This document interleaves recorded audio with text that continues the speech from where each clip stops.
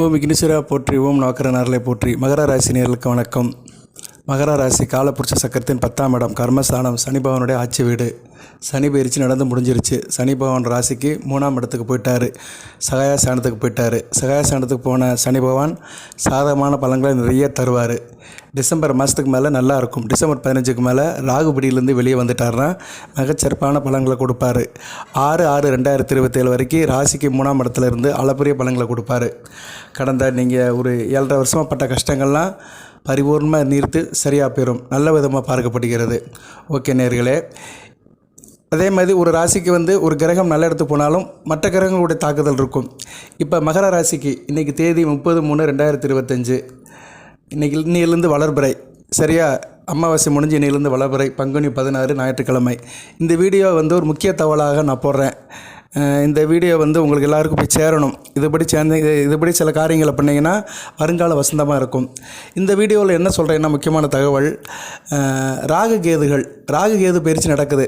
ராகு பகவான் உங்கள் ராசிக்கு 3ஆம் இடத்துலேருந்து 2ஆம் இடத்தை நோக்கி வராரு. வரும்போதே சனி பகவானை பிடிச்சி வச்சுட்டு தான் வராரு.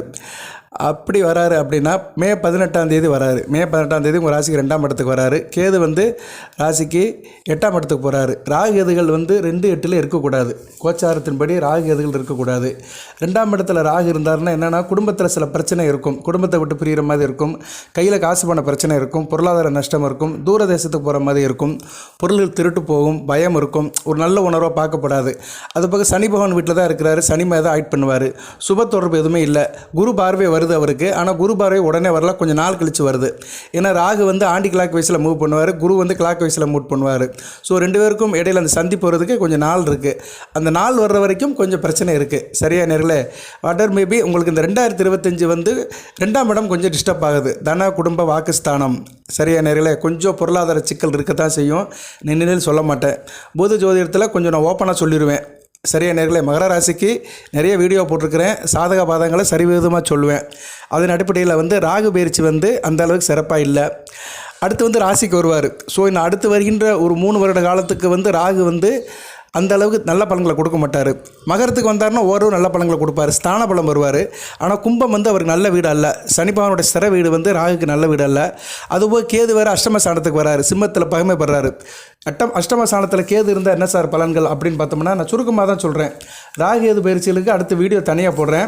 இந்த வீடியோவில் நீங்கள் கொஞ்சம் வருமுன் காக்கணும், வளமாக இருக்கணும், அந்த நோக்கத்தில் தான் போடுறேன். ப்ரீகேஷன் இஸ் பெட்டர் தென் க்யூர். இப்போ 2ஆம் இடத்துக்கு ராகு வந்தாலுமே கொஞ்சம் பிரச்சனை தான். 8ஆம் இடத்துக்கு ராகு வந்தாலுமே கொஞ்சம் பிரச்சனை தான்.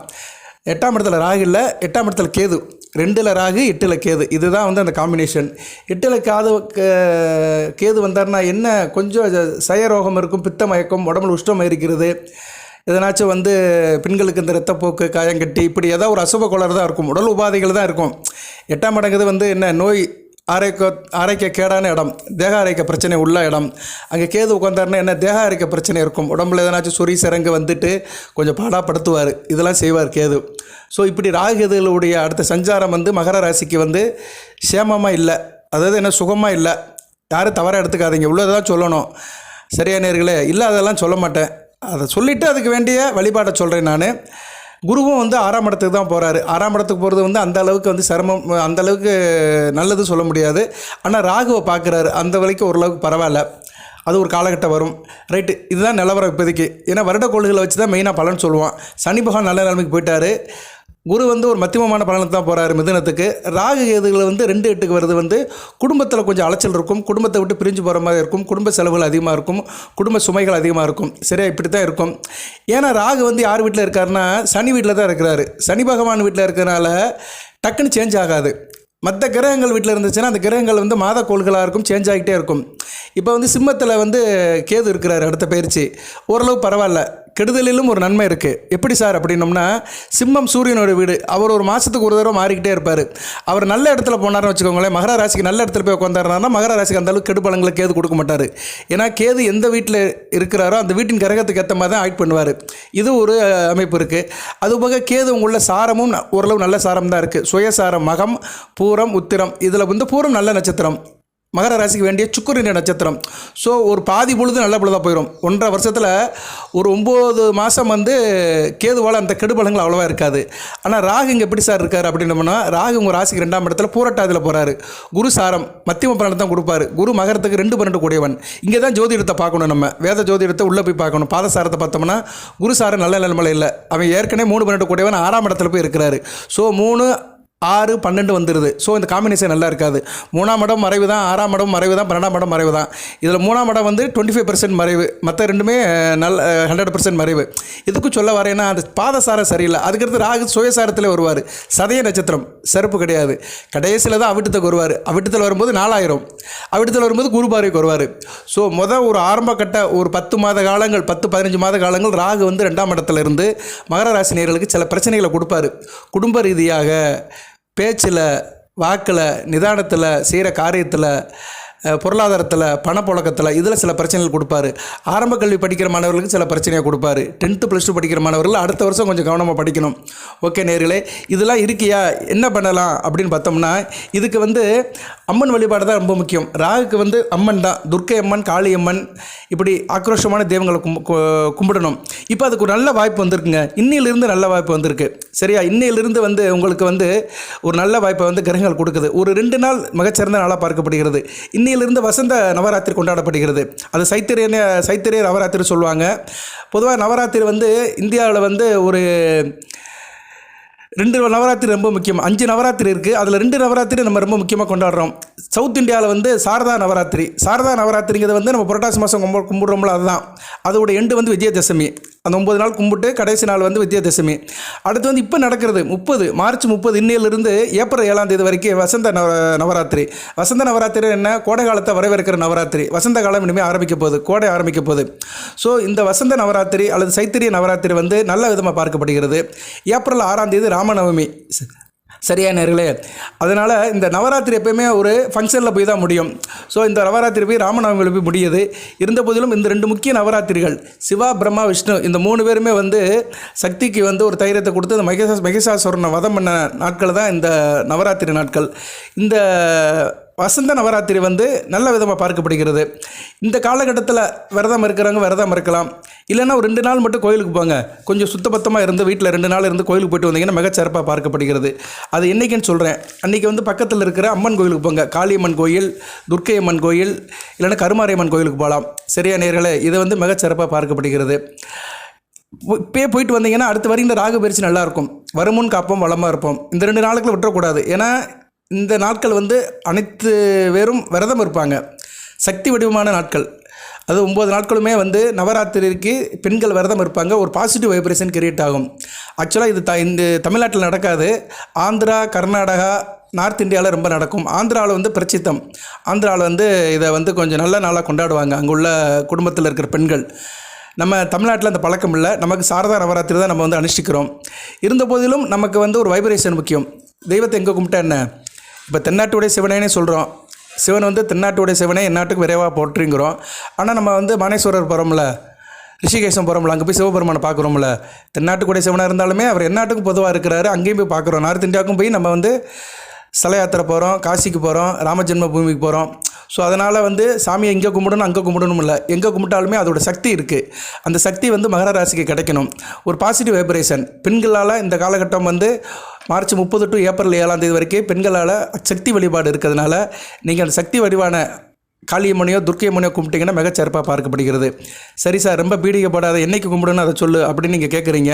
சொல்லிவிட்டு நான் வீடியோ நிறைய பண்ணுறேன். ரொம்பலாம் பேசலை. ராகு எது பயிற்சிக்குன்னா அடுத்த வீடியோ போடுறேன் நான். இன்னும் வருங்காலம் நிறையா இருக்குது. ஏன்னா மே 18 தான். இன்னும் நாட்கள் 2 மாதம் இருக்கிறதுனால அடுத்து வருகின்ற காலத்தில் வீடியோ போடுறேன். 1/4/2025 ஏப்ரல் 1ஆம் தேதி பங்குனி 18 திருதிய திதி செவ்வாய்க்கிழமை அன்றைக்கி கோயிலுக்கு போங்க. ராகு வேலையில் போங்க. மதியம் 3 to 4:30 போகலாம். இல்லத்தரசிகள் போகலாம். கோயில் 4 மணிக்கெலாம் திறந்துருவாங்க. சரி, அதனால் நீங்கள் வந்து 4 மணிக்கு போயிட்டு துர்க்கை அம்மனுக்கும் காளியம்மனுக்கு விளக்கு போட்டுவாங்க. காளியம்மன் சன்னதி தனியாக இருக்கும். கிராமத்துலலாம் இருக்கும். சில ஊர்லேயும் இருக்கும். காளியம்மனுக்கு தனி சன்னதி இருக்கும். இல்லைன்னா சில கோயிலே காளியம்மனுக்கு தனி இடம் இருக்கும். ஸோ நீங்கள் பார்த்துக்கோங்க. காளியம்மன் அல்லது துர்க்கையம்மன் அல்லது கருமாரியம்மன் உங்கள் சாய்ஸ் தான். முதல் நாள் வந்து 1/4/2025 பங்குனி 18 திருதிய தேதி செவ்வாய்க்கிழமை நீங்கள் போகலாம். அன்றைக்கி வந்து கார்த்திகை விரதமும் வருது. அதையும் நீங்கள் வந்து பார்த்துக்கலாம். அடுத்து வந்து 4:30 மணி 3 to 4:30 போக முடியாதவங்க வந்து இரவு 8 to 9 போங்க. செவ்வாய் உரைக்கு போகலாம். இது எல்லாருக்கும் பொருத்தமாக இருக்கும். ஆண் பெண் அனைவரும் போகலாம். ஏன்னா இன்றைக்கி வந்து செவ்வாய்க்கிழமை வருது, ஒர்க்கிங் டேயாக இருக்கும். வேலைக்கு போகிறவங்களால போக முடியாது. ஸோ இறை வழிபாடும் வந்து நமக்கு சாதகமாக இருக்கணும். எதுவுமே ப்ராக்டிக்கலாக பாசிபிலிட்டி ஆகணும். இரவு 8 to 9 போகலாம், செவ்வாய் உரையில் போகலாம். அடுத்து வந்து 4/4/2025 பங்குனி 21 சப்தமி திதி வெள்ளிக்கிழமை மிருகசீரிஷ நட்சத்திரம் தான். இரவு வந்து நீங்கள் போகலாம். சரியா? இரவு வந்து 8 to 9 போகலாம். வெள்ளிக்கிழமை சுக்கிர உரையில் போகலாம், கோயிலுக்கு போகலாம். இல்லைன்னா வந்து காலையில் 10 to 12 போகிறது மிகச்சிறப்பு. ராகு வழியில் போய் வழிபாடு பண்ணுறது மிகச்சிறப்பு. இது மேக்சிமம் வீட்டில் இருக்க பெண்களுக்கு சாத்தியப்படும். ஹவுஸ் ஒய்ஃப்னு சொல்கிறாங்கள்ல, வீட்டில் இருக்க பெண்கள், தாய்மார்கள், பெண் குழந்தைகள், பெண்களுக்கு ரொம்ப சாத்தியப்படும். பெண்கள் செஞ்சிட்டாலே போதும். சக்தி வடிவமானவர்கள் பெண்களை தான். நீங்கள் செஞ்சிட்டாலே உங்கள் குடும்பத்திற்கு ஆண்களுக்கு நல்ல பலன்கள் கிடைக்கும். இருப்பினும் மகர ராசி ஆண்கள் ஈவினிங் கோயிலுக்கு போங்க. தொழில் வியாபாரத்தை முடிச்சுட்டு ஈவினிங் வந்து பக்கத்தில் இருக்க கோயிலுக்கு போங்க. 1/4/2025 செவ்வாய்க்கிழமை, அடுத்து வந்து 4/4/2025 வெள்ளிக்கிழமை. இந்த 2 நாட்களுமே இரவு 8 to 9 பக்கத்தில் இருக்கிற அம்மன் ஆலயத்துக்கு போயிட்டு வந்தீங்கன்னா மிகச்சிறப்பு. அம்மனுக்கு எலுமிச்சை குங்குமம், மஞ்சள், செவ்வரளிப்பூ கொண்டு போய் கொடுங்க. விளக்கு போடலாம், நெய் விளக்கு ஏற்றலாம். உங்கள் சாய்ஸ் தான். சின்ன வழிபாட்டில் தான் பெரிய பெரிய நன்மைகள் இருக்குது. இந்த வழிபாடு இப்போயே செஞ்சிட்டிங்கன்னா அடுத்து வருகின்ற ராகு எதுகளால் ரொம்ப பிரச்சனை இருக்காது. பர்டிகுலராக ராகுவால் ரொம்ப பிரச்சனை இருக்காது. ஏன்னா ராகு வந்து சனி மாதிரி தான் ஆக்ட் பண்ணுவார். சனி பகவான் மாதிரி ஆக்ட் பண்ணி 2ஆம் இடத்துக்கு வரதுனால குடும்பம் நல்லா இருக்கும். குடும்பம் ஒரு கோயில். நம்ம குடும்பத்தை கோயில் மாதிரி வச்சுக்கணும்.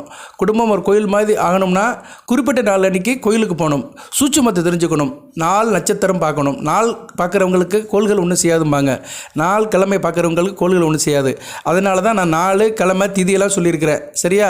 அதனால் தயவு செய்து மகர ராசினியர்கள் இந்த 2 நாட்களில் முக்கியமான நாளை எடுத்துக்கோங்க. நான் இந்த வீடியோ தலைப்பு அப்படி தான் போடுவேன். தம்மையில் இந்த 2 நாளுக்கு போனீங்கன்னா நீங்கள் வந்து நல்ல ஒரு பலன்களை பெறலாம். 2 நாட்கள் போனீங்கன்னா உங்களுக்கு வந்து ஒரு 3 வருஷ பலன்கள் கிடைக்கும்னு போடுவேன். ஏன்னா 3 வருஷம்னு எதை வச்சு சொல்கிறேன்னா, ராகு எதுகள் வந்து உங்கள் ராசிக்கு 2ஆம் இடத்திலும் ராசியிலும் வந்து 3 வருடம் இருப்பாங்க. 2ஆம் இடத்துல 1.5 வருஷம், ராகு ராசியில் 1.5 வருஷம் இருப்பார். ஸோ 2ஆம் இடத்திலும் ராசியில் இருக்குது, அந்த அளவுக்கு ஏற்றுக்கொள்ளப்படாது. இருப்பினும் இது மாதிரி நேரத்தில் நீங்கள் வந்து அந்த அம்மன் வழிபாடு பண்ணிட்டீங்கன்னா 3 வருஷத்துக்கு உங்களுக்கு பிரச்சனை இல்லாமல் இருக்கும். 3 வருஷத்துக்கு என்ன கொஞ்சம் கஷ்டம் இல்லாமல் இருக்கலாம். அதுபோக ஜனன ஜாதகத்தில் ராகு நல்ல நிலைமையில் இருக்கணும். ராசிக்கு வந்து அவர் 3, 6, 10, 11 இருக்கிறவங்களுக்கு எந்த பிரச்சனையும் கொடுக்க மாட்டார். சரியா? நேரில் அதெல்லாம் உங்கள் ஜாதகத்தை பார்த்தா தான் தெரியும். ராசிக்கு ஏன்னா அவர் கோச்சாரத்தில் தானே இப்போ வராரு. அதுபோக வந்து கோச்சாரத்தில் அவர் தொடுவார். சில நேரத்தில் வந்து தொடுவார். அந்த நேரமும் நல்லா இருக்காது. கோச்சார ராகு கோச்சாரத்தில் தொடும்போது நல்லா இருக்காது. இப்போ வந்து கும்பத்தில் உங்களுக்கு பிறக்கும்போது ராகு இருந்தார்னா இந்நேரம் ராகு அங்கே தொடும்போது கொஞ்சம் பிரச்சனை இருக்கும். குடும்பத்தில் பிரச்சனை இருக்கும். அடுத்து மகரத்துக்கு வந்தார்னா, மகரத்தில் இருந்தார்னா தேக ஆரோக்கிய பிரச்சனை இருக்கும். ராசியில் இருக்கிறதுனால மனதையும் உடலும் பாடுபடுத்துவார். ஸோ கோச்சார ராகு வந்து ஜென்ம ஜாதகத்தில் ராசி கடத்தில் எந்த இடத்துல இருக்கிறாரோ அந்த இடத்துக்கு வரும்போது அந்த இடத்தினுடைய ஆதிபத்திய வச்சு தான் கெடுப்பார். புரிஞ்சிருக்குன்னு நினைக்கிறேன். சரியா நேர்களே? இப்போ மகர ராசி நேருக்கு ஒருத்தருக்கு கும்பத்தில் ராகு இருக்கிறார் பிறக்கும்போது ஜனன ஜாதகத்தில். இப்போ கும்பத்துக்கு வரும்போது அதை தொடும்போது என்ன குடும்பத்தில் பிரச்சனை இருக்கும், மனப்பிரச்சனை இருக்கும், பணப்பிரச்சனை இருக்கும். சரியா? வாக்கு சுத்தம் இருக்காது. இதெல்லாம் தேவையில்லாமல் பேசுவீங்க, வம்பு வழக்கு வரும், பேசி ஒன்றை பிரச்சனையாக்குறது, இப்படின்னு சில அசுப பலன்களை கொடுப்பாரு. ஓகே, அடுத்தடுத்து வரும் காலத்தில் நான் போடுறேன். அது குறிப்பாக மகர ராசியில் ராகு திசை நடக்கிறவங்களுக்கு இது ரொம்ப முக்கியங்க. ராகு திசை நடக்கும். உத்திராடம், திருவோணம், அவிட்டம் 40 வயசுக்குள்ளே இருக்கிறவங்களும் ராகு திசை நடக்கும். அவங்களாம் கொஞ்சம் கவனமாக இருக்கணும். அவங்களாம் இந்த வழிபாடு பண்ணிட்டீங்கன்னா ரொம்ப சிறப்பு. அவங்களுக்கு தான் நான் இது வந்து சாய்ஸ் கொடுக்குறேன். ராகு திசை நடக்கிறவங்களுக்கு இது கண்டிப்பாக இருக்கும். அதுபோக சனி திசையில் ராகு புத்தி நடக்கிறவங்களும் போகலாம். கொஞ்சம் வயதானவர்களுக்கு சனி திசையில் ராகு புத்தி நடக்கிறவங்களும் போகலாம்.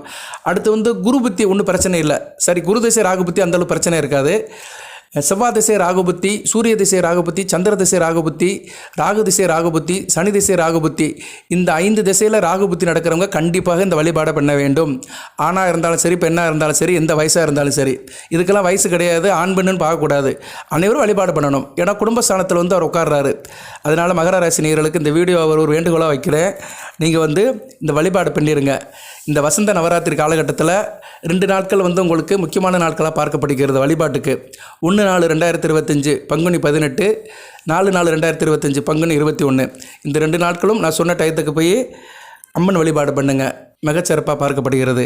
அந்த அகிலாண்ட கோடி பிரம்மாண்ட நாயகி பத்திரகாளி அம்மன் மகர ராசி நேயர்களுக்கு சில சௌபாகியத்தையும் சில ஐஸ்வர்யத்தையும் சில நன்மையிலும் கொடுப்பார். அனைத்து வளங்கள் அலங்களை பற்றி தேக ஆரோக்கியத்துடன் தீர்க்காயலுடன் நீடியோடி வாழ்க, நிறைந்த வளம் பெறுக. நன்றி நேயர்களே.